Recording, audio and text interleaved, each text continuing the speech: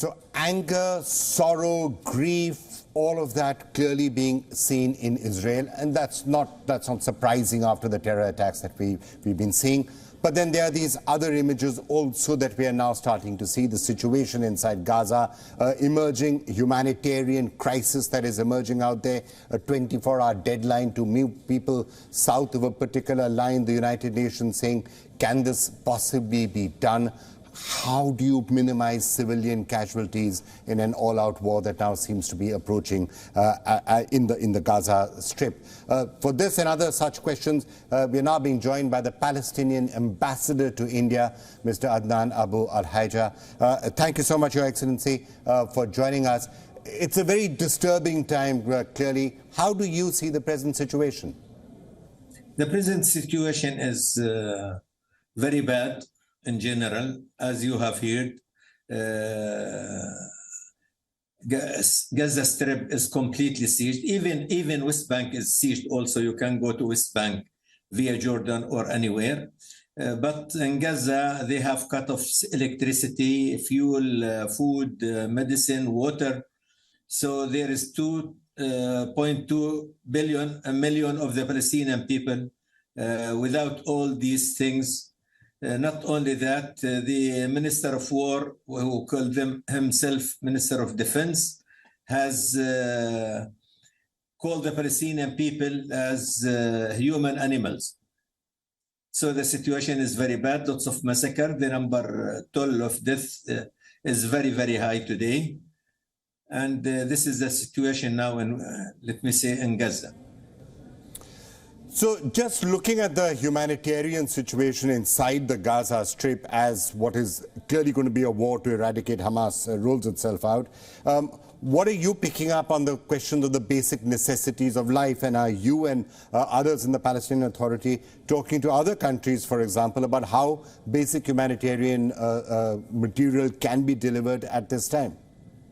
We are doing our hard. President Mahmoud Abbas is calling many leaders around the world, and the foreign minister also is calling many of the European who has give permission to Mr. Netanyahu under the name of defend himself according to the international law.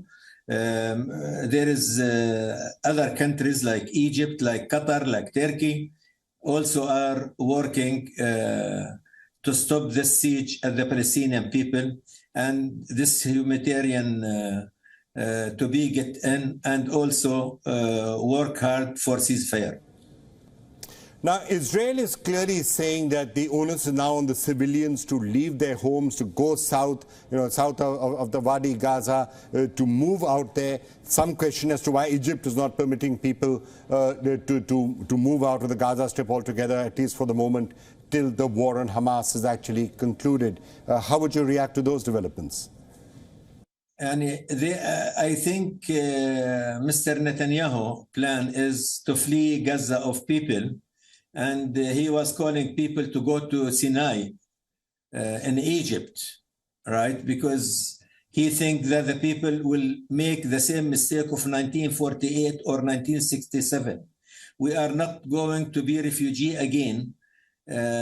Even what kind of massacre they have done, we will die in our homeland, and we are not leaving our homeland to anywhere. He can bomb as he wants. The responsible is the international community. He is not doing enough for 75 years to find solution to the Palestinian cause. They are really responsible because this is the first time we can notice that Israel face a real problem. All the American and all the European has come directly with them. American, they send aircraft carrier. I don't know what is the need of that. Your Excellency, yes, it is certainly true that the humanitarian situation in Gaza is awful and that attention needs to be paid to that. But it has to be said that it was an absolutely horrific act of terrorism carried out by Hamas that actually led to this situation. And surely that is something that has to be kept in mind, the responsibility of Hamas for leading to this situation right now. But the truth is not what you said, because we haven't seen any casualties of babies or civilian. And I have a small video, not made by the Palestinian or so, by international agencies, says that the Israelis talk about casualties, but we have not seen, right? Your Excellency, I have to say, videos of dead civilians are there everywhere. They're being aired by every news channel. Hundreds of civilians being killed and in a brutal manner is a fact that cannot be denied. Now, yes, you can have a debate about whether babies were killed or whether they were beheaded, and you can argue about that. But the fact that this was a horrible terror attack and that civilians were killed and killed brutally is a fact. He said 40 baby. This is the video it said, not from me. We have not seen. They spoke about 250 people of that song festival. They said we noticed people run away, but we have not seen anybody. And there is another case, not from me. I'm not talking about anything from Palestinian source. I'm talking the video I have. It's from American. Translator, right? Now, whatever, I'm against any kind of killing of the civilian people. We are, as a Palestinian, not as ambassador of Palestine only, hope the Israelis will condemn, as we do, the killing of the Palestinian people as they condemn the killing of the Israelis people. We are against killing of the civilian from both sides. Your Excellency, let me just put it to you directly. As you were saying, there should be no civilian casualties on either side. So if there was this horrible terror attack carried out by Hamas, would you condemn it directly? Would you condemn a terror attack like that? By Hamas or not Hamas, we condemn the killing of the civilian from both sides, right? Palestinian or Israelis. Hope the Israelis will do same, because they don't do the same.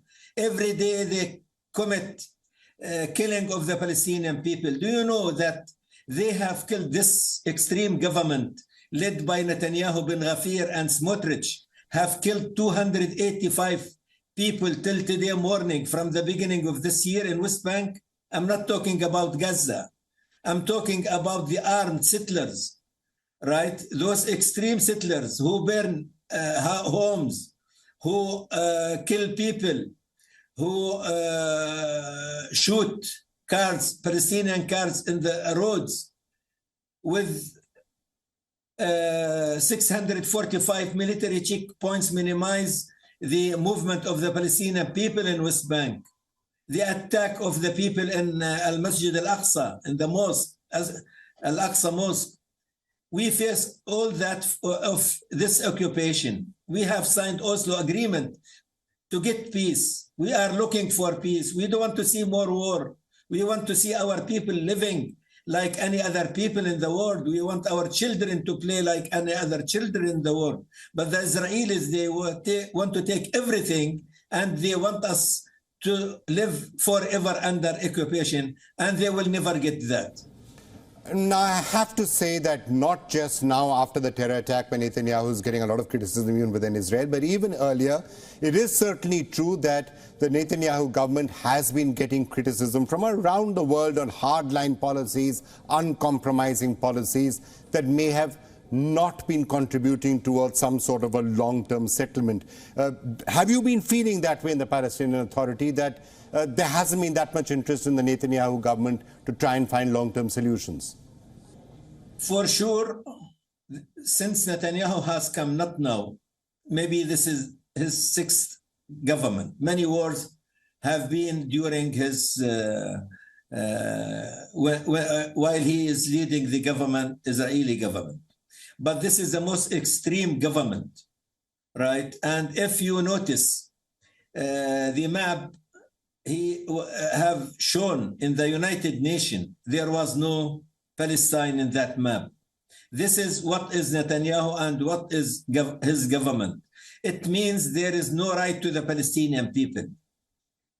And we have, as you know, more than 800 resolutions in the United Nations Israel has never been adhered one of these resolutions.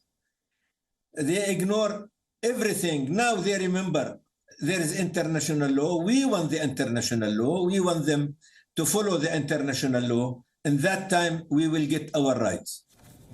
You know, if you talk to the Israeli side, they say that they have repeatedly offered solutions to the Palestinian side, but that's where the intransigence is coming from. You're not willing to accept the solutions that they're willing to provide. That's what the Israeli side would say. Not true. The Israelis are lying. You are talking about Hamas, but since 2014, there is no meeting with the President Mahmoud Abbas and Netanyahu or any of the Israelis leaders to solve the problem. They ignore everything. They consider this Palestinian authority as not exist. This authority is responsible for water, for medicine, for municipality, not anything else. They attack the Palestinian city every day. They kill the Palestinian every day. They attack our camps every day, right? They steal our water. We don't have water. They steal our water from West Bank. We have 3 main resources. They take it to Israel and sell it to us in very high price and certain amount. This is the situation where we live. And no one knows till now what's the future. Not easy, because now we are working hard for 2 things. For offering food and medicine and water and the fuel to the people, to our people in Gaza. All right, one last question, Your Excellency. You are, of course, the ambassador of Palestine to India. What is it that you're telling the Indian government? What are you expecting from the Indian government in this very difficult situation? I'm expecting the Indian government to look to the cause from both sides. India used to lead the world supporting the Palestinian cause. The Indian people, sympathy with the Palestinian people and support.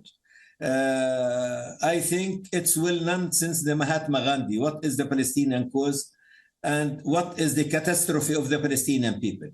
Now we are expecting India to do something. Now they have a chance to make pressure at the Israelis to break this siege of Gaza. Yes, and to let this extreme government who called people of Gaza as animals, human animals, right? To open the borders and to let these human things to go to 2.2 million in Gaza.